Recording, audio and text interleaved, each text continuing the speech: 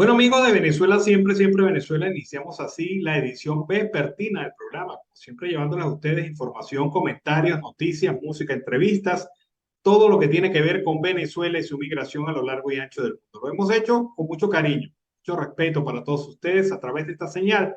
5 emisoras que se enlazan desde Aruba hasta el Arauca Binacional para llevarles a ustedes la mejor información. Y como siempre, un trabajo en equipo en donde está Vanessa Chacón en la producción, Camilo García en redes sociales y apoyo técnico, nuestro equipo de operadores, también nuestros colaboradores en Colombia, Venezuela y otras partes del mundo, todos bajo la coordinación de su servidor, Alan Peralta. Como siempre, en las tardes, al mediodía, a toda hora, Carlos Ucate y el Miura, pendiente. Carlos, buenas tardes. Igualmente, Alan Ernesto Peralta, buenas tardes a ti, al programa Siempre Venezuela Radio, que la audiencia está pendiente de lo que está pasando. Bueno, vamos a hablar de los brollos que se armaron este fin de semana.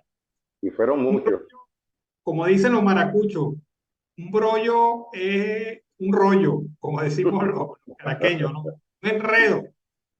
Bueno, tremendo enredo el de al exalcalde de Caracas, Antonio Ledesma, con su declaración en un programa de televisión en la ciudad de Miami, en donde se ha señalado que él ha dicho que había militares, que había solución militar después del tema de María Corina Machado, si esta no era reconocida como candidata.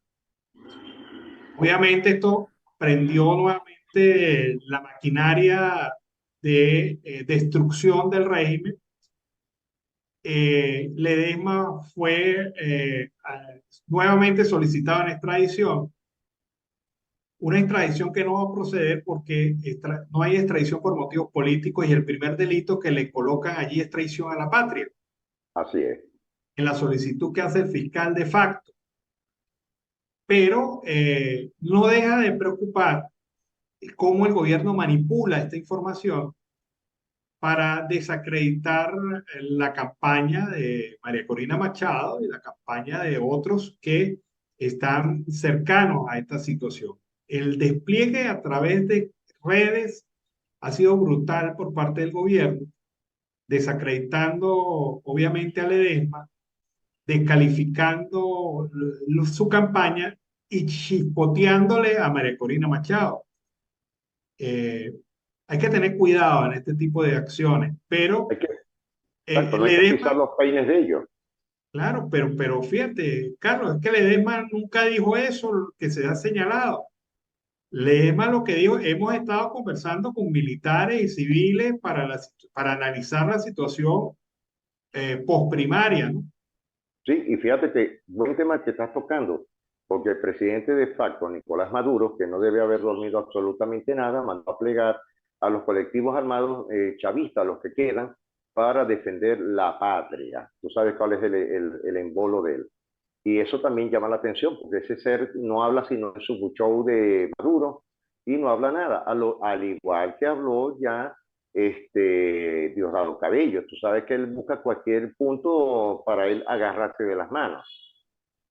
Sí, lo cierto del caso es que la oposición política y democrática en Venezuela no debe estar dando papaya, porque un papayazo como es, aunque dicen que la señora Poleo manipuló las preguntas para precisamente inducir a este tipo de respuestas. Pero la única que habló en el programa de la entrevista con Ledesma de acción militar fue la señora Poleo. Sin Sí, embargo, más nadie. esas palabras de Poleo se las trasladaron a Ledesma y Ledesma pues metido en brollito, en berenjenal, como usted lo quiera calificar, pero ya a Ledesma le salió otra solicitud de extradición, que no es sino la renovación de la primera que se hizo a España, después que España le entregó, le dio el asilo político al señor Ledesma. Pero bueno, ahí están las circunstancias y está un país expectante de qué puede hacer el régimen para meterle un palo más a la rueda de las primarias. Por cierto, ahí el que anda desesperado como loquito en celda es el señor Ratti, que ahora sale en video diciendo que había solicitado un recurso de amparo para paralizar las primarias, porque las primarias eran un ataque contra la estabilidad política del país. No, todo lo contrario, las primarias precisamente es un escape de la olla de presión en el cual han convertido al país. Y ellos quieren violencia, lo hemos dicho aquí en el programa Siempre Venezuela. Claro, y fíjate Pero, el caso, el tema, el presidente ya lo dijo, puso en alerta a los colectivos armados chavistas con esa situación. Ya bueno, te lo pero está indicando, claro, pero ahí el Ratti cumpliendo su papel de Ratti, de Ratti. Un precisamente, alacrán de pelos peludos. no, este debe estar, fíjate que apareció con un video este fin de semana anunciando lo del recurso de amparo. El tema del recurso de amparo es que tiene que darse en análisis breve, o sea, no es un proceso judicialmente largo, sino que un recurso de amparo en 48 horas ya debería estar listo. Ya debería estar listo. Pero bueno, vamos a esperar a ver qué decisión toma el tribunal, porque tampoco es que la tenga fácil, tiene una papa caliente Claro. y cada vez se hunden más como cómplices de la situación política que vive el país. Pero bueno, vamos a ver a dónde llega esto y qué orden le pueda dar Escarrá y el equipo de gobierno en materia jurídica. Esos son los que manejan esto, ¿no? Sí, me hiciste acordar, ya yo estaba pensando, debe estar descargado que no lo han dejado dormir. Bueno, engominado, muévase, que a usted se le paga bien. Claro, claro.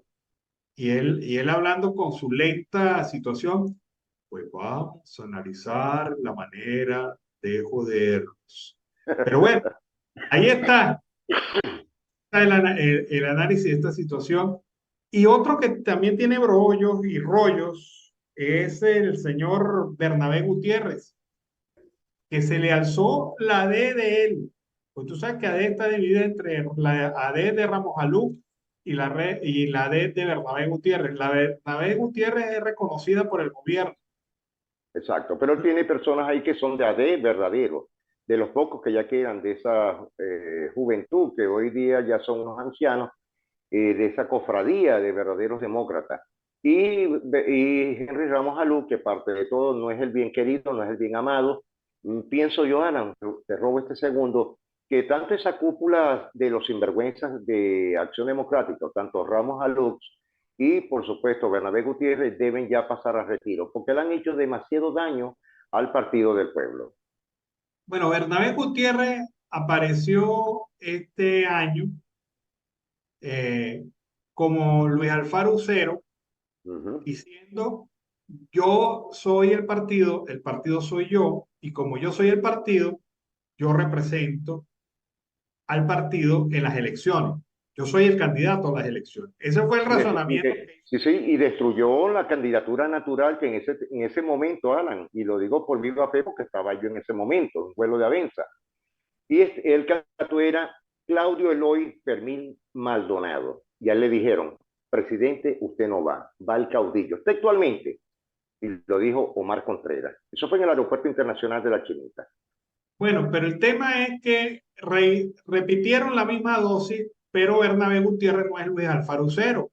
No, Y señor. se, y se le alzaron algunos secretarios generales del partido, de su ala del partido, Sí, de las seccionales. y se le levantaron otros adecos reconocidos y le dijeron, mire, hermano, usted no puede decir que usted es el candidato porque usted no se ha sometido a elección interna. Y eso es lo que establecen los estatutos y eso es lo que pedimos nosotros que se defina en Acción Democrática. Así que Luis Alfaro no, Bernabé Gutiérrez quiso pues manejar las cosas como la maneja la vieja usanza. Esto se tiene que discutir en el CEN de Acción Democrática. Sí, va para el CEN, va para SAID, que es una de las partes de la logia de Acción Democrática, y él va para afuera, Alan, así de sencillo. Bueno, pero ¿qué ocurre? Simple y llanamente no volvió a convocar el CEN y tiene más de Así 2 meses sin reunirse para que este tema no sea analizado y evaluado.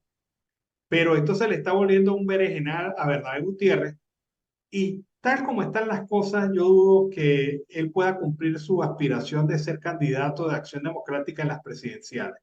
No, nunca lo podrá hacer, nunca lo podrá hacer. Allí hay otros que están moviendo la pita, que aspiran también, pero hay otros que han hecho amagos de buscar la unidad. Y esto pues representa un criterio claro de un partido que se le está alzando al caudillo. Y esta situación pues definitivamente va a dar al traste con los planes de Bernabé Gutiérrez. Yo no veo a Bernabé Gutiérrez candidato, menos Nunca, después nunca tendrá opción. No se lo van a permitir. y menos después de esto, pero bueno, ahí están las cosas en esta circunstancia tan complicada políticamente hablando. Carlos, la vida te da sorpresa, sorpresa te da la vida. Y de los mismos creadores de la harina podrida y de otras situaciones dentro de los clubs, viene este video. Vamos a ver esta pequeña sorpresa en lata que le han dado a los venezolanos en algunas ciudades del país.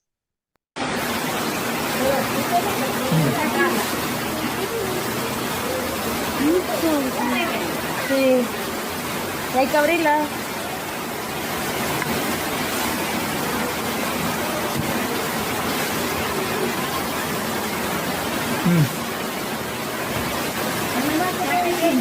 Mira esa área como vienen saliendo, mira.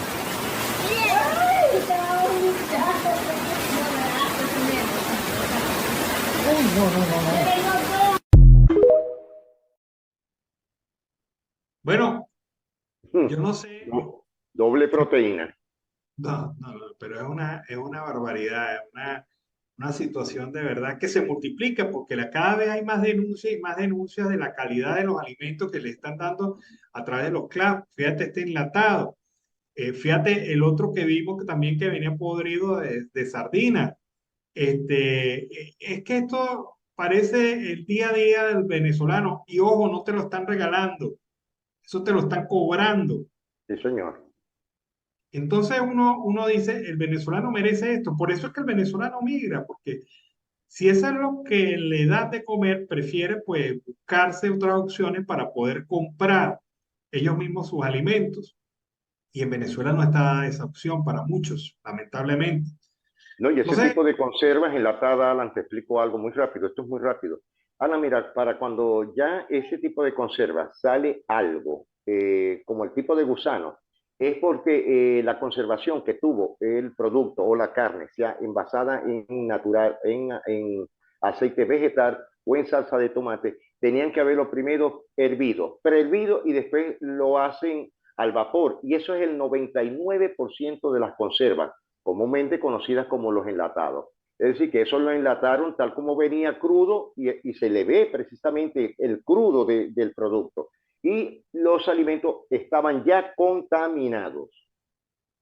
sí, no hay mayor cuidado en No, ese proceso, me lo imagino. Tú fuiste el que me enviaste las imágenes de los mercados que se cayeron en un pozo séptico, ¿no? no eso, hermano, eso es peor todavía. No, una realidad, una tristeza, pues, ver cómo esos alimentos, pues, se tratan como basura y se los dan al pueblo como basura. Como basura. Lamentablemente, pero es la situación que se vive en el país. Y si usted no ha abierto los ojos frente a esa realidad, usted amigo, amiga, yo no sé qué está pensando. De verdad que no se acepta que al pueblo se le esté dando esto de manera tan alegre y no se sancione a las empresas que están incumpliendo con sus tratos con la empresa distribuidora de los CLAP. Nosotros Ocurre. tendremos en el país algún ministro de salud, algún ministro de sanidad, Alan. Eso existe en Venezuela. Sí, hay una ministra de Sanidad, pero es abogada. Abogada, Y es abogada. Entonces, bueno, ahí imagínate. está. Bueno, Carlos, nos hemos llenado de fantasmas. El gobierno cada rato habla de que, bueno, a obras y obras y obras y obras. Bueno, el señor Battistini le ha hecho una ruta a todas estas obras. Vamos a ver algunos casos increíbles de obras que se prometieron que se iniciaron y nunca se terminaron, pero cobraron la plata completica. Vamos a ver. Completa. Comparte este video para que conozcas las obras fantasmas de la Revolución Bolivariana. En la represa de Tocoma se robaron 9.365 millones de dólares y nunca la terminaron. En el tercer puente sobre el río Orinoco se robaron 2.500 millones de dólares y solo hicieron la maqueta. Y ni hablar del tren Guarenas-Guatire, se robaron 4.904 millones de dólares y aún estamos esperándolo. Y si la obra anterior fue escandalosa, peor es el tren Tinaco-Anaco. Allí se embolsillaron 7.500 millones de dólares. En 22 años de revolución, el PSV se robó 316.000 millones de dólares en obras fantasma. Bloqueo, sanciones, guerra económica, no. Lo que ha habido en Venezuela es choreo de cuello rojo. Bueno, ¿qué te parece? Esas son algunas obras. Y eso que no nombró lo del puente sobre el lago Nigales. Legales. No nombró el puente Termozulia. legal. Las Termozulias. Sí, o sea, son muchas más.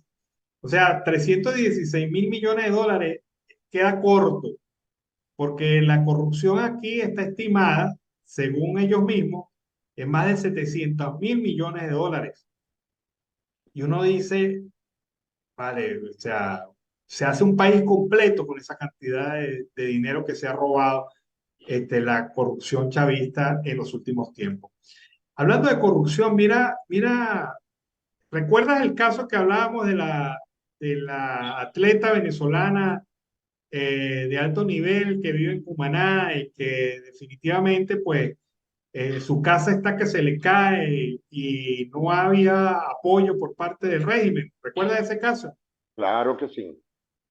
Bueno, mira lo que le pasó a la garrochista venezolana Robelis Peinado. Resulta que tras de que le hicieron sufrir para darle los recursos para irse, le entregan los pasajes para que salga de Bogotá a Europa, porque ella tenía que llegar a Budapest el pasado viernes, a más tardar. A más tardar. El sábado era la competencia de clasificatoria de Garrocha. Y bueno, 5 días pasó Robelis Peinado, porque resulta que el Instituto Nacional del Deporte, el Ministerio del Deporte, le compró el pasaje a ella, pero no sumó al precio de ese pasaje las garrochas que ella tenía que llevar. Y esto es impresionante, Carlos. O sea, ¿ella va a ir a qué? ¿A garrocha prestada o qué? Lo más Ella lleva seguro.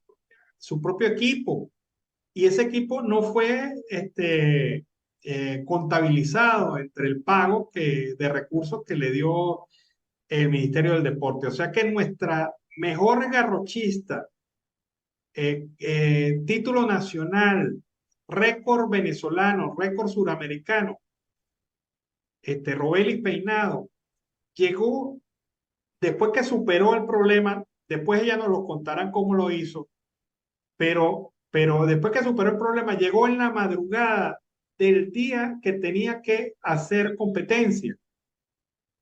Llegó a las 1 de la mañana a Budapest, del sábado, y resulta que ella el mismo sábado competía.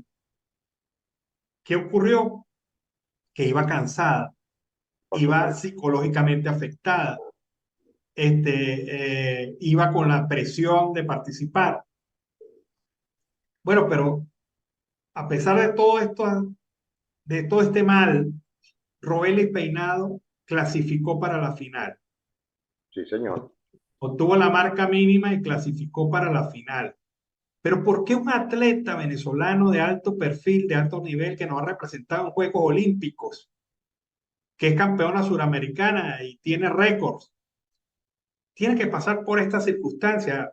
Entonces uno no logra entender cómo el régimen que se llena la boca cuando estos deportistas ganan medallas y representan bien al país, y entonces se atribuyen el mérito de haberle dado a Robelis el pasaje, pero lo que pasa es que no dicen que no le incluyeron ahí el equipaje, y en el equipaje iban las garrochas que ella tenía que usar para presentarse en esta prueba. Cosa terrible, ¿no, Carlos? Bueno, entonces tenemos esa situación con Robelis Peinado y las circunstancias entonces que afectan a este país. No se entiende cómo un atleta de alto perfil tenga que estar sufriendo porque no se les trata con respeto, se les falta el respeto cuando ocurren este tipo de cosas y sin embargo la muchacha, hay que reconocerle a Robelis Peinado que clasificó a pesar de tener un gobierno y un instituto del deporte que no la trataron de la manera respetuosa que tenían que tratarla en esta oportunidad. Ojalá, mucha suerte para Robeli. Hizo un gran esfuerzo. Yo me imagino el enorme esfuerzo que hizo de concentración a pesar del desgaste físico y el desgaste mental que llevaba esta atleta venezolana. Bueno, y comenzó la campaña para las primarias. Y esta campaña para las primarias, la campaña publicitaria empezó el día de hoy. Como lo decimos siempre, es una campaña de limitaciones. No hay recursos para adelantar mayor cosa. No hay recursos para hacer las cosas como quizás se pudiera esperar. Pero allí está unos 13 candidatos que aspiran a ganar las primarias y que van a hacer una campaña limitada, una campaña sin recursos, una campaña tranquila, muy de redes sociales. Imagino que hasta allí es donde alcanzan los recursos, muy de redes sociales y de poca perspectiva, tipo campaña electoral masiva. O sea, esto no va a ser de spot publicitarios en televisión, esto no va a ser tampoco de radio, cosas que explicamos de la situación de las emisoras de radio. Esto no va a ser una condición que permita a los candidatos pues alcanzar mayor difusión que la que le pueden brindar las redes sociales, que es lo más cercano, lo más económico y lo más efectivo. Estas son campañas de cercanía y definitivamente pues esto es lo que van a utilizar los candidatos de las primarias en Venezuela. Una circunstancia de verdad que hace que cada uno de los candidatos pues haga su mejor esfuerzo para difundir su mensaje por vía promocional. La campaña se va a extender hasta una semana antes del proceso de elección primaria previsto para el próximo 22 de octubre. 22 de agosto y una semana antes del 22 de octubre, pues se finalizará la campaña en términos electorales en Venezuela para las primarias. Siguen las primarias contra viento y marea, pero siguen adelantándose y siguen cumpliéndose los aspectos necesarios y vinculados a este proceso. Con esta información nos vamos a la pausa comercial y musical del momento y al regreso seguimos aquí con más de Venezuela siempre, siempre Venezuela. Bueno, amigos de Venezuela siempre, siempre Venezuela, seguimos aquí con más información. Enrique Capriles Radosky, candidato a la primaria de la oposición, se quejó de que los militares sean utilizados por sectores políticos y afirmó que la solución a la crisis del país llegará por la vía democrática. En una rueda de prensa donde arrancó su campaña, dijo que las funciones de la Fuerza Armada Nacional están establecidas en la Constitución de la República. Así el dirigente opositor declara las presuntas declaraciones que hizo Antonio Ledesma, consejero político internacional de comando de campaña de María Corina Machado, en las que aseguró que han tenido conversaciones con uniformados que le han pedido mantenerse en el anonimato e incluso asistir disfrazados a las reuniones. Basta de utilizar la Fuerza Armada para polarizar si los militares están de este lado, si están de aquel lado. La Fuerza Armada de todos los venezolanos es tarea que está en la Constitución. Eso de que van y se disfrazan para hablar con militares, la solución de Venezuela no es militar, es democracia, manifestó Enrique Capriles. Capriles llamó a estar preparados y organizados ante la violencia dirigida por el chavismo, los obstáculos que se presenten durante el proceso de elección interna. Las fuerzas democráticas tenemos que estar preparadas y organizadas. También denunció que recientemente durante el recorrido por Tamacuro, un funcionario del Estado le prohibió vender gasolina a una estación de servicio a precio internacional, a pesar de que ya la había pagado. ¿Por qué no tenemos derecho a la gasolina? Maduro es el dueño de la gasolina, Maduro es el dueño de PDVSA, preguntó Enrique Capriles. Este es un derecho que tiene cualquier venezolano. Mientras más obstáculos, mientras más quieran ponerla difícil, mayor debería ser la participación. Y eso es lo que dicen las encuestas. Y eso es lo que tiene en debate al gobierno, porque mientras más ataca a la oposición, más eh, persona que está indecisa se suma a la corriente opositora. Y ellos pues están incrementando con su violencia y su agresión este tipo de acciones y decisiones por parte de los venezolanos. Bueno, habíamos hablado de la situación de Antonio Ledesma, del allanamiento de su casa. Antonio Ledesma se pronunció sobre esta materia. Escuchemos qué es lo que dijo. La dictadura de Venezuela no para de acosarnos. En este momento en que me dirijo de nuevo a la comunidad internacional, informo que por instrucciones del dictador Nicolás Maduro y Diosdado Cabello, están allanando lo que ha sido por muchos años nuestro hogar en la ciudad de Caracas. El mismo apartamento, ubicado en la urbanización Santa Rosa de Lima de Caracas, cuyas puertas fueron destruidas aquel 17 de noviembre, cuando se confirmó que había logrado mi autoliberación, escapándome de la cárcel por casa a la que estaba sometido por más de 3 años. Bueno, y sigue la violencia institucional por parte del Estado. Recordemos el caso de José Cádiz, quien fue secuestrado ayer por las autoridades y hasta ahora se desconoce su paradero. Presuntamente, representantes de la Policía Nacional Bolivariana lo secuestraron cuando iba llegando a su casa durante la tarde de ayer, y todavía hoy, a esta hora, no se sabe absolutamente nada de su paradero. Organizaciones no gubernamentales y representantes del sector salud denunciaron esta detención del enfermero José Cádiz, dirigente gremial del Colegio de Profesionales de la Enfermería del Distrito Capital. Cádiz fue detenido en la tarde de ayer por cuerpos de seguridad frente a su casa ubicada en el centro de Caracas. De acuerdo con lo relatado por los vecinos, a su familia y colegas, el licenciado llegaba a su casa cuando fue abordado por funcionarios de la Policía Nacional Bolivariana que se trasladaban en una patrulla gris.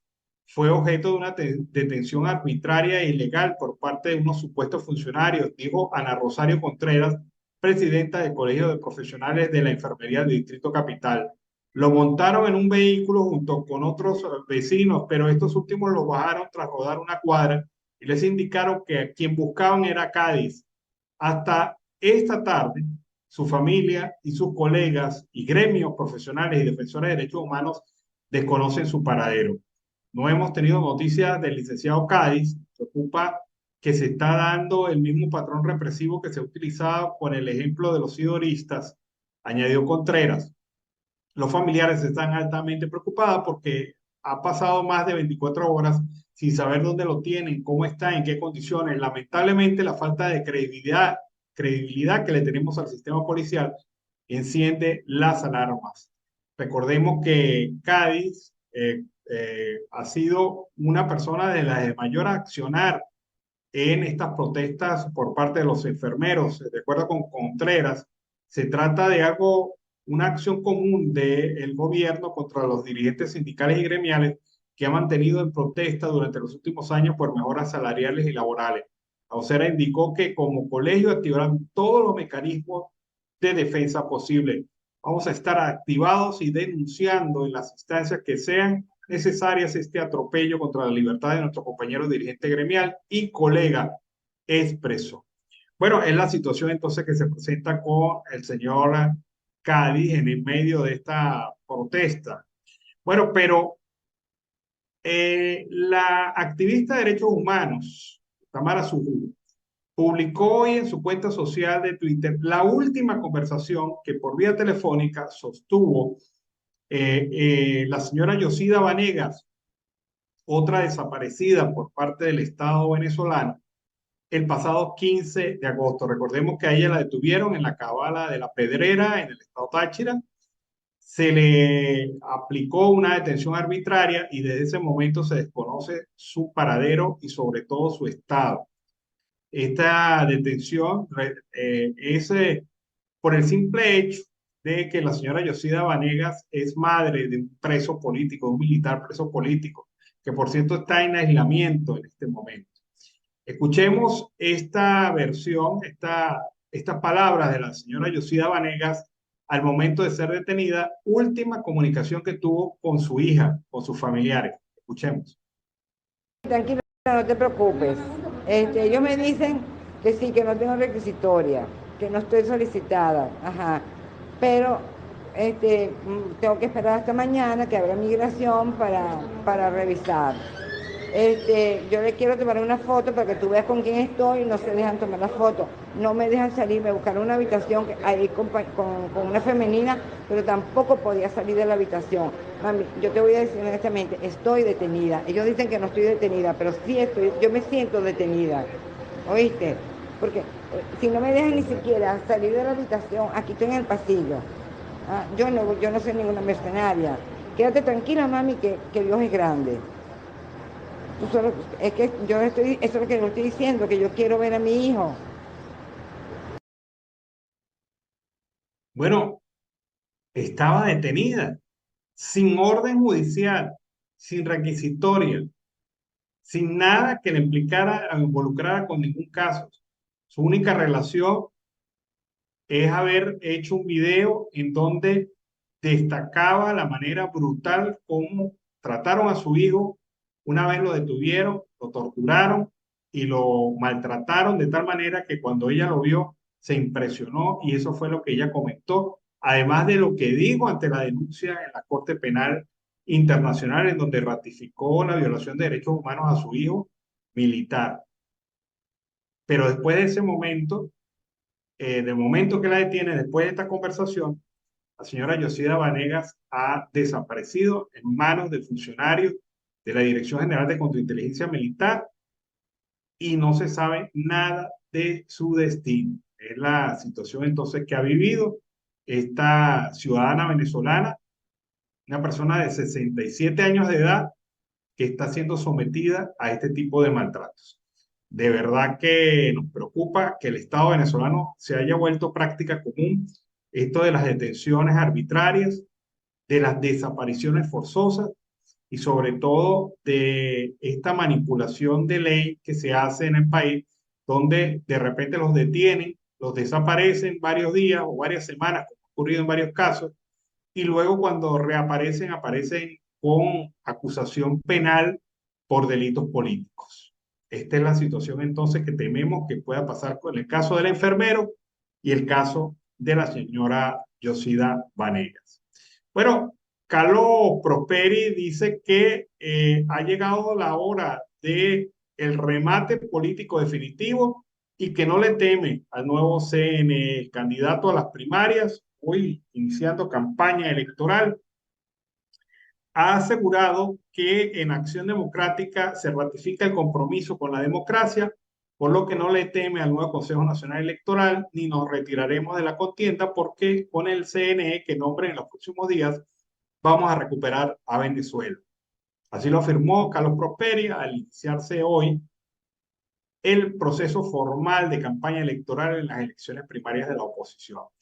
Un acto que se realizó en el Colegio de Ingenieros de Venezuela, Prosperi resaltó que esa es la hora del remate definitivo y también la hora de que los que nos decían que era un cascarón vacío, a ellos les digo que este cascarón vacío está preñado de esperanza y será el que con los votos ayudará a que salgamos de esta pesadilla. Desde ADE le decimos a cada uno de los venezolanos que si hay alguien que sabe cuidar los votos, somos los ADECOS. El líder ADECO informó que en los próximos días otras organizaciones políticas darán respaldo a su candidatura, con lo cual le recordó a la estructura electoral presente que en sus manos está asegurar la gran victoria y que los comandos de la familia de la prosperidad deben organizar a cada familia y salir a votar. Agregó que el pueblo venezolano está cansado de discursos de odio, de división y de problemas internos. Basta hoy. El compromiso es aportar soluciones al pueblo venezolano, ya que el norte es iniciar la reconstrucción de un país que vamos a recibir en ruinas. Es de resaltar que este martes también se realizó de manera simultánea actos de campaña de AD en resistencia en más de 300 municipios de todo el país, según lo informó el candidato Carlos Prosperi. Bueno, hay también una información importante. Se trata de la protesta que los jubilados han venido desarrollando en todo el país para apoyar a sus colegas que están en huelga de hambre en Puerto Ordaz. Recuerdan este grupo de seis personas de la tercera edad que están protestando para exigir sus derechos a el pago de sus prestaciones y el pago de otros compromisos salariales a los trabajadores y a los jubilados y pensionados del país. Resulta que los jubilados se han organizado por entidad y están realizando ayunos voluntarios y acciones voluntarias para acompañar esta protesta de los jubilados en Puerto Ordaz. Veamos en qué consisten estas acciones. Primeramente estamos en solidaridad con los trabajadores en huelga en Sidor, en Guayana, que están exigiendo el pago de las prestaciones sociales.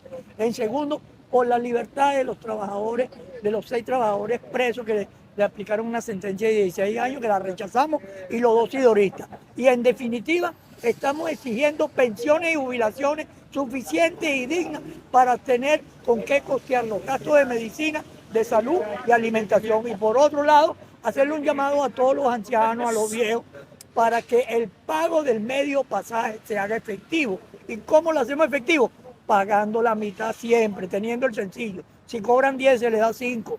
Yo vengo de Baruta, el pasaje está a 18 bolívares, la mitad de 18 son 9. Yo doy 10. O sea, me están debiendo más bien un bolívar. Entonces el llamado es eso también, y que verdaderamente este gobierno entienda que esta pensión miserable de $4 no nos alcanzan para nada. Así que así seguiremos en la calle, seguiremos en la lucha y esperamos obtener los resultados. Este ayuno es hasta las 6 de la tarde y de aquí seguiremos haciendo acción. Bueno, son las acciones de los jubilados y pensionados en solidaridad de estos compañeros que están protestando en Puerto Ordaz. Bueno, seguimos aquí en Venezuela siempre, siempre Venezuela. El exdiputado Roberto Enríquez y candidato a las primarias opositoras del próximo 22 de octubre, en las que se va a definir el candidato que enfrentará al chavismo en las presidenciales del 2024, propuso hoy el cierre del Banco Central de Venezuela para acabar con la devaluación de la moneda local y la inflación del país, la más alta del mundo. Recordemos que esto también lo propone el candidato Milei en Argentina, y algunos voceros de las nuevas teorías económicas vienen hablando de la poca utilidad de los bancos centrales. Es por lo menos la oposición teórica que tienen algunos. Ahora Enríquez se suma a esta posición. Afirma también el candidato a las primarias que lo primero que hay que hacer es sacar y sanear la moneda para acabar con la inflación. Y esta decisión pasa por cerrar el Banco Central de Venezuela. Esto lo dijo luego de presentar su programa de gobierno justo en el día que comienza la campaña para los comicios de octubre, en los que competirá con una docena de aspirantes. Explicó que su plan económico es modernizador y está asesorado por el estadounidense Steve Hanke, que plantea la necesidad de quitarle a los gobernantes el poder de imprimir dinero de mentira, en alusión al llamado dinero inorgánico que no está respaldado por la producción o por las arcas del Estado.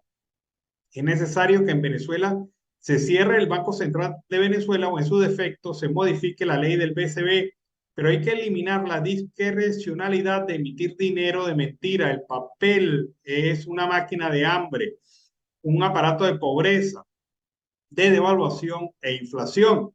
Enríquez aseguró que su propuesta, Venezuela, pasará a ser un país miserablemente pobre a uno abundantemente rico, brindando seguridad jurídica para las inversiones extranjeras y para que retornen los capitales locales. Según sus cálculos, cerca de 400.000 millones de dólares de venezolanos se fueron por las confiscaciones, la devaluación y otros problemas de la crisis que mantuvo al país en recesión durante 7 años hasta 2021. Aunque no dio mayores detalles, adelantó que su programa de gobierno contempla privilegios para venezolanos que tienen plata afuera para motivarlos a regresar con esos capitales, entre los que mencionó ventajas fiscales. La moneda se evaluó en Venezuela 37,34% frente al dólar en el primer semestre de este año, luego de una depreciación de 73% en el 2022, una tendencia que se ha mantenido durante la última década. Considera el candidato Roberto Enríquez que es necesario pues adelantar estas medidas económicas para poder asegurar el buen funcionamiento de la economía nacional. Bueno, ¿qué dice el silencio de Venezuela sobre su deuda externa? El nivel de endeudamiento externo de un país no es de cifras unánimes. En Venezuela, por lo menos. El Banco Central de Venezuela no publica estos datos desde el 2018. ¿Y saben ustedes cuánto decía el Banco Central de Venezuela que se debía en el 2018? 108.369 millones de dólares. El BCB tampoco publica cifras netas de Producto Interno Bruto, sino que se limita a reportar el aumento de la economía en términos porcentuales. Los cálculos de los expertos independientes calculan la deuda externa de Venezuela entre 120.000 a 200.000 millones de dólares al cambio. No es un diagnóstico positivo para una economía que apenas da muestras muy modestas de mejoría tras décadas de crisis. Es una economía densa, oscura, hay un silencio estadístico y no sabemos hacia dónde vamos, comenta el economista y docente universitario Carlos Ñáñez, quien estima que el endeudamiento de Venezuela es actualmente 180.000 millones de dólares. Según las investigaciones del profesor, economista y especialista en relaciones internacionales Luis Acarita, la deuda externa del país estaría ubicada por encima de los 120.000 millones de dólares. Y yo me pregunto, ¿por qué los venezolanos tenemos que estar haciendo adivinanza con el tema de la deuda externa, que es un tema que debe ser manejado clara y transparentemente por el Banco Central de Venezuela? La estadística es fundamental para saber la situación real del país, la toma de decisiones. Y es evidente que no quieren que sepamos cómo está la economía venezolana, lo quebrada que está y lo endeudada que está. Una economía que debe casi 200.000 millones de dólares, por favor, no puede estar sana de ninguna manera cuando su Producto Interno Bruto no supera los 70.000 millones. Es decir, estamos endeudados 3 veces por encima del valor de nuestro PIB. Esto es claramente una condición totalmente anormal. La de Venezuela es una de las deudas más altas y complejas del mundo en comparación al PIB. Esto dice el decano de la Facultad de Ciencias Económicas y Sociales de la Universidad Central de Venezuela. Para él, la clave de la deuda externa del país es saber a través de los acreedores extranjeros. El alto nivel de endeudamiento externo implica que Venezuela tendrá que garantizar por muchos años suficientes ingresos para encarar sus gastos corrientes, mientras que planifica parte de estos recursos para pagar su deuda. Compromete los ahorros de nuestra generación, nuestros hijos y cuidado los hijos de nuestros hijos, debido al pago de cuotas de una eventual renegociación de esta deuda en la próxima década, posiblemente hasta el año 2050. En un corto periodo de tiempo, en 6 años, Venezuela vio crecer su deuda externa de 40.000 millones de dólares a más de 200.000 millones de dólares. Y esto es increíble en un país donde se producía 2,5 millones de barriles de petróleo diario y el precio internacional superaba $100 la unidad. Uno no entiende cómo, habiendo tanto ingreso, nos endeudamos tanto y para qué. Porque al final no se hizo nada. Ya vimos el trabajo de que nos mostró Battistini. No se hizo absolutamente nada con ese dinero, sino llenar los bolsillos de los corruptos. Esta es la verdad verdadera y que nos obliga a reflexionar sobre este tema. Una situación de verdad bastante lamentable para un país que no tiene necesidad de estar pasando esta situación, porque esta situación de crisis, porque Venezuela pues tiene recursos, tiene potenciales, pero lamentablemente una pésima y corrupta administración nos ha transformado en el país más pobre del mundo. Una situación bastante lamentable. Bueno, vamos a escuchar el reporte de Rixia Navarro desde la costa oriental del lago. Gracias por el paso a los estudios desde el municipio Lagunillas, costa oriental del lago, estado Zulia, Venezuela. En estos momentos nos encontramos en la Cámara Municipal de Lagunillas. Vamos a hablar con el abogado Douglas Querales. Él es el que lleva el caso del Instituto Simón Bolívar, situación que hemos llevado desde un principio. Pero vamos a hablar, ya nosotros tenemos todo el conocimiento de la amplitud de esta situación que lo hemos llevado desde un principio. Y el programa Siempre Venezuela ha llevado un seguimiento de esta situación. Pero vamos a los argumentos legales. A partir de este momento, porque hemos visto un silencio de esta parte, ¿cuál es el procedimiento legal? Ya que el tiempo está transcurriendo y ya se acerca una temporada escolar nueva en Venezuela. Entonces, ¿cuál va a ser la actuación inmediata o qué ha ejecutado usted de manera inmediata? Bueno, gracias por la oportunidad. Las acciones legales que se vienen redactando para interponerlas es uno en la Fiscalía Superior del Estado Zulia para que se abra una denuncia a través del cual se le va a solicitar al fiscal superior para que designe al fiscal competente para que se determinen las responsabilidades penales que se han determinado o que surjan de la averiguación.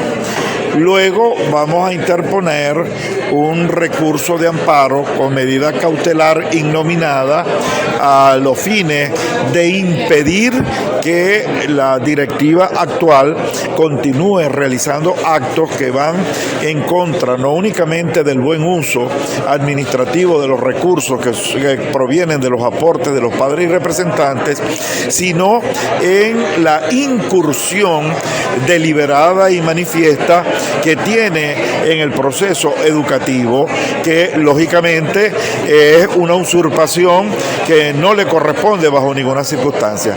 Esta señora, por sus características y por su perfil personal, tiene una actitud, digamos, de dominio absoluto y total que pues la conlleva a cometer estos desafueros. Lógicamente, pero ellos también están haciendo una actuación. De hecho, hay una demanda también en contra de la parte de representantes que hoy en día están haciendo las denuncias.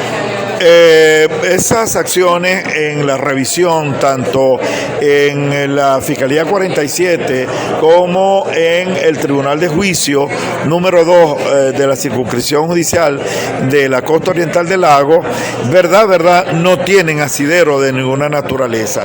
Son recursos a los cuales ella ha interpuesto con el propósito de crear terror, de crear miedo y de impedir que ocurra lo que hoy está ocurriendo, que la mayoría de los padres y representantes han estado ya plenamente conscientes de sus desafueros y en consecuencia han roto, digamos, las cadenas del miedo y están acudiendo a las diferentes instancias que pueden tener un pronunciamiento al respecto. Es decir, el proceso legal está en continuidad, se está ejecutando. Sí, está, pero sin ningún asidero, sin ningún sustento, solo lo que ella perseguía era que se declararan unas medidas de alejamiento de esos padres hacia la institución, de manera de neutralizarlos, pero no porque realmente hayan cometido algún ilícito de carácter penal. Bueno, muchísimas gracias, de verdad. Gracias. Esta es la posición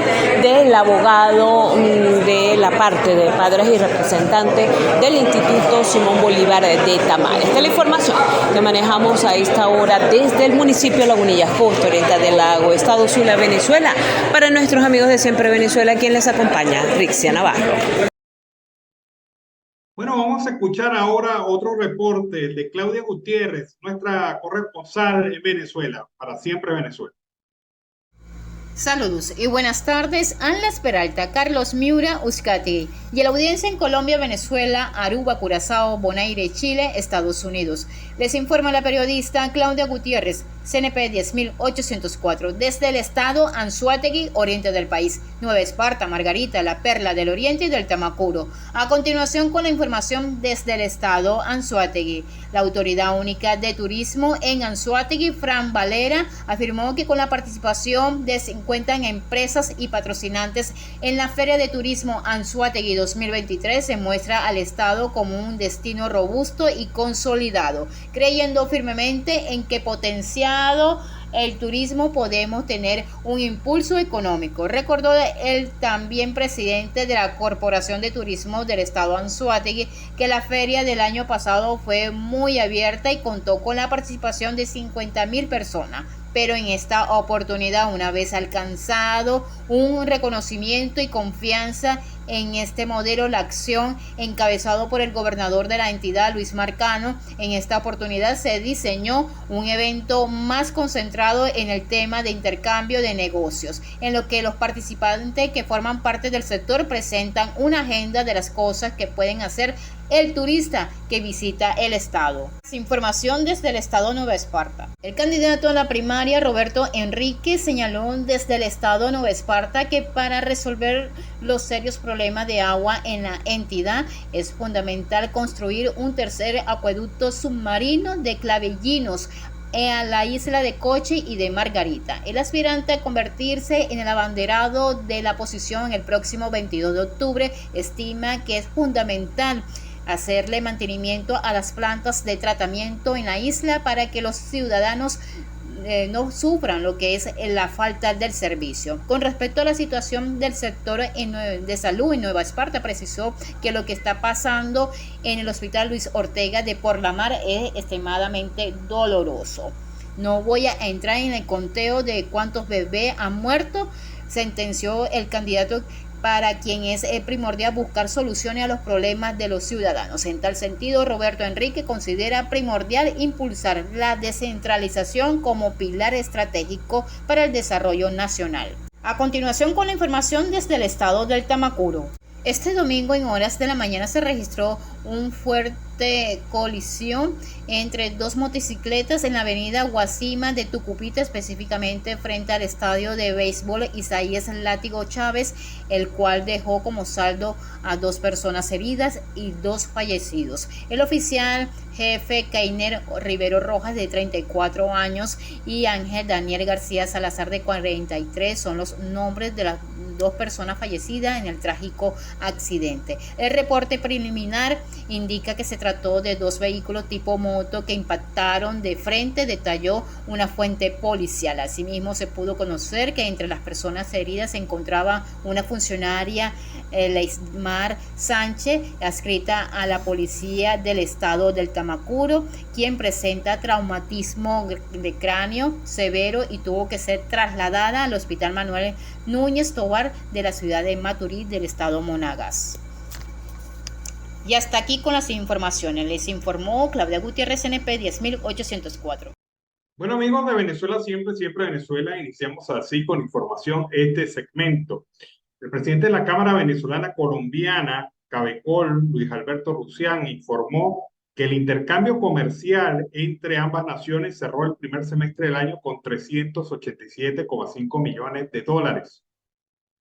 En el mismo periodo del año pasado había sido 324 millones el intercambio binacional. Esto implica un incremento de 19% aproximadamente. Explicó que en el periodo de enero a junio del 2022 las exportaciones venezolanas eran de 39,5 millones, mientras que este año la cifra alcanzó 81,3 millones de dólares, es decir, un crecimiento del 106% en el mismo lapso. En cuanto a las importaciones, la cifra llegó a 306 millones, lo que implica un crecimiento de 7,5%. Siguen creciendo más las exportaciones nuestras porque en términos absolutos el monto era más pequeño. Rusián espera que para el segundo semestre del 2023 pueda haber mejoría en la economía venezolana para que se vea reflejado en el comercio de ambos países. Es decir, la balanza comercial aplastantemente a favor de Colombia. Muy pocos productos se exportan desde Venezuela y hemos crecido, sí es verdad, hemos crecido, pero esto no es suficiente para alimentar el desarrollo de una economía sana. Las economías deben tender a los equilibrios estructurales. Se pueden tener tanta diferencia en la balanza comercial. Y esto es lo que demuestra esta cifra, cosa que, por cierto, no dice Rusia, es obvio, no lo va a decir, pero es la realidad. También en otro orden de ideas, pues ocurre lo siguiente. 7 millones de venezolanos se dedican al trabajo informal. Esto según cifras de la Asociación de Trabajadores Autónomos, Emprendedores y Microempresarios de Venezuela.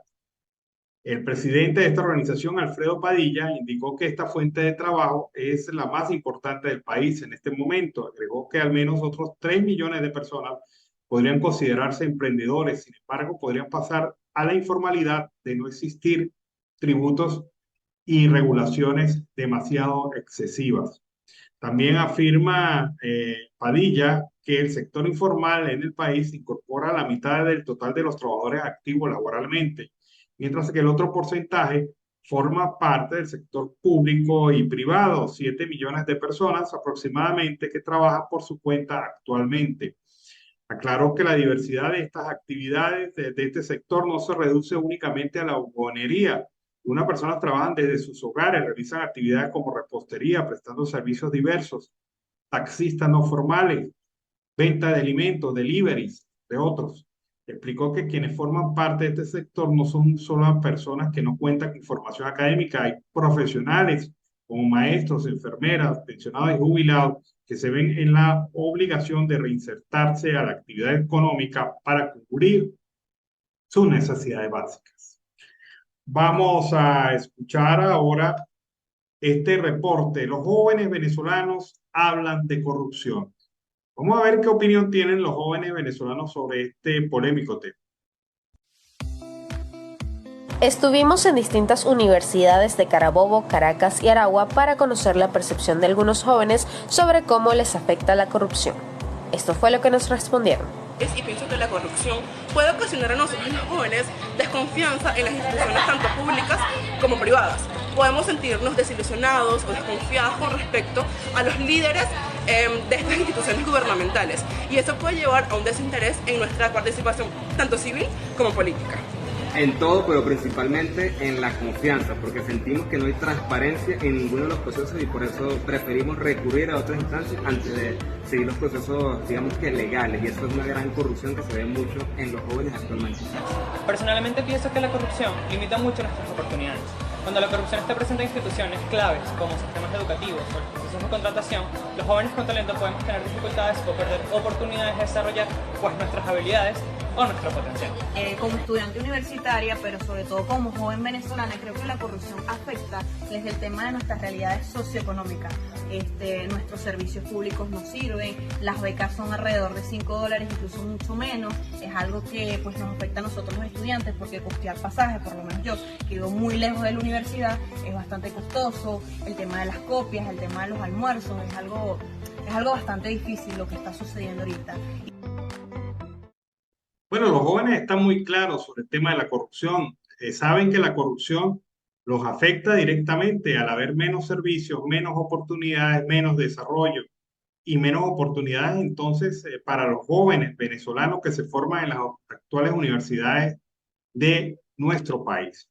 Bueno, los jubilados de la Corporación Venezolana de Guayana siguen en protesta, han cumplido ya 6 días frente a la sede de la CBG esperando respuesta y hasta el momento absolutamente nada.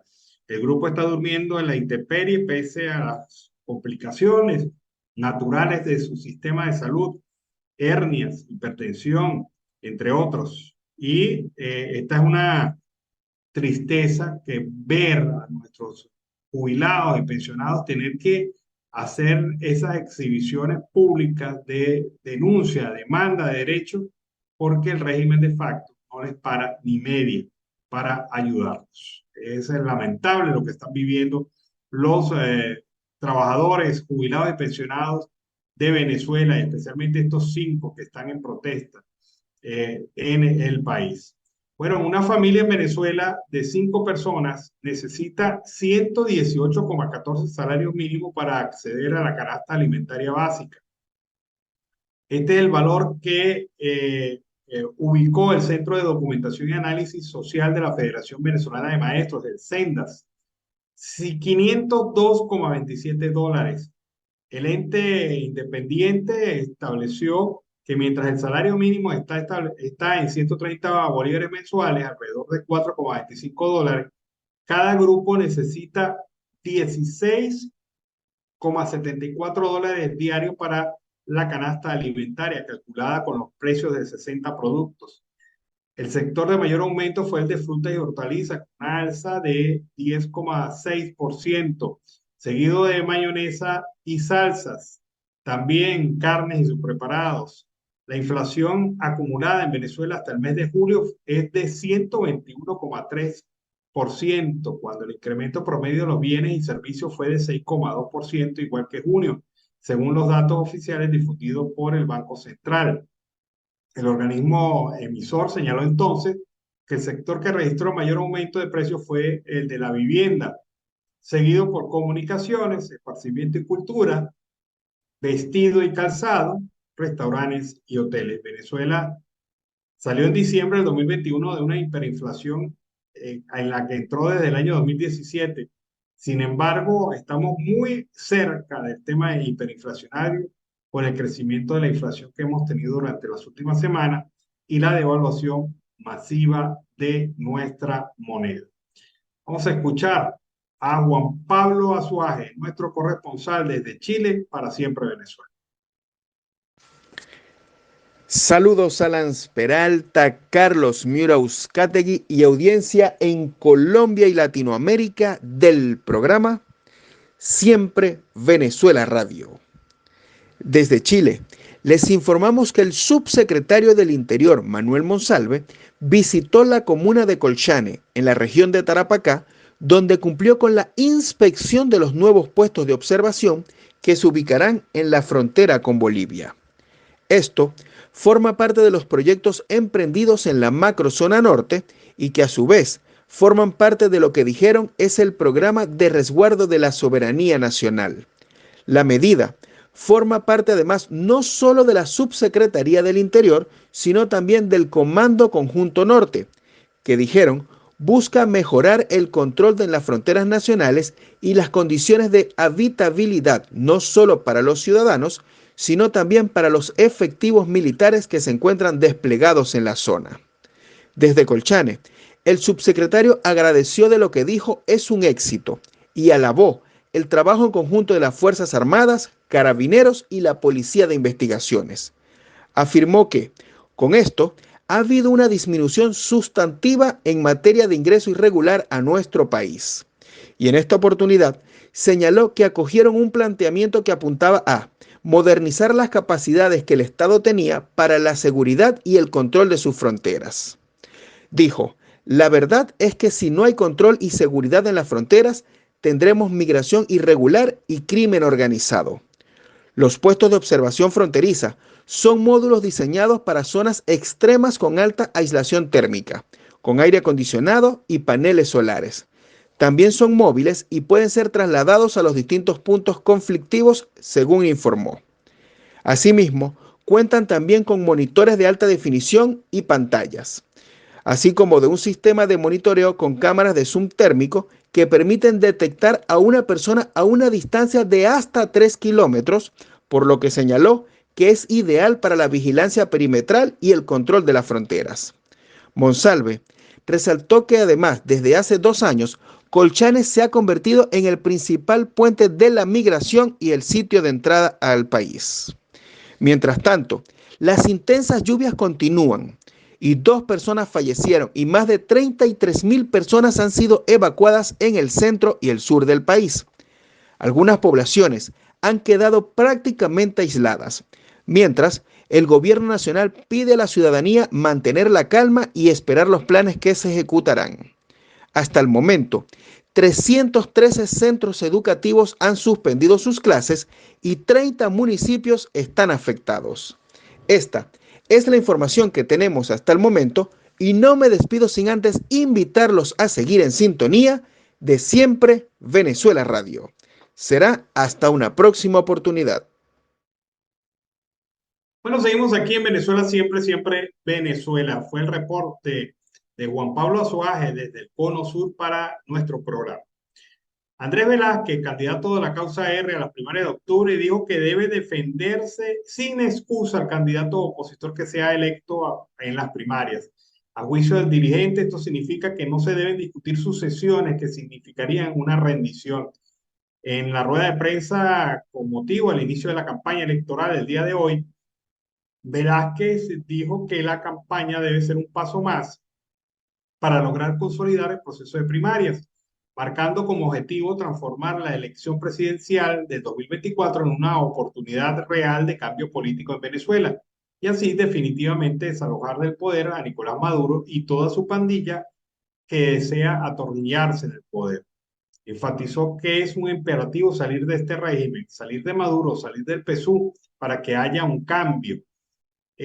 Al mismo tiempo, ha señalado que el gobierno será de transición. Luego de lograr la estabilidad política, económica y social, deben darse elecciones generales. Velázquez indicó que en los próximos días realizará una visita al estado Guárico, a Yaracuy, Lara y Zulia en el marco de su campaña.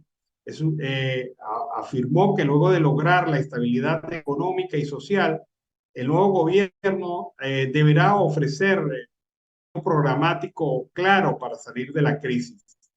Nosotros proponemos de forma radical la eliminación de la reelección indefinida, acortar el periodo presidencial de 6 a 4 años, doble vuelta electoral, liberación de todos los presos políticos y la reinstitucionalización del país con la Fuerza Armada como prioridad, sin olvidar, claro, la lucha contra la corrupción. Es la posición entonces que mantiene Andrés Velázquez en relación a este importante tema. Vamos a escuchar a otro productor agrícola afectado por la situación del hato Merecure. Se trata de Neiker Torres, que cuenta cómo esta banda armada que se ha instalado allí se ha llevado sus reses, utilizando como estrategia una zanja en el terreno. Lo que pasa para allá no aparece. Se lo llevan para el hato. Se me ha perdido cochino, se me ha perdido ganado y soy un productor más de los afectados por la violenta invasión y acción en el hato Merecure. Invasión y acción ante la cual el gobierno no ha manifestado absoluto interés en defender a los productores agropecuarios de la zona. Veamos. Yo soy Neiker Alberto Torres, vivo en el sector Palmar de Arauca, distrito Pedro Camejo, estado Apure, número 26-408-692. Yo he sido afectado por el hato Merecure en muchas formas, porque primero y principal, por allá prácticamente por el patio de mi casa hicieron una zanja que me...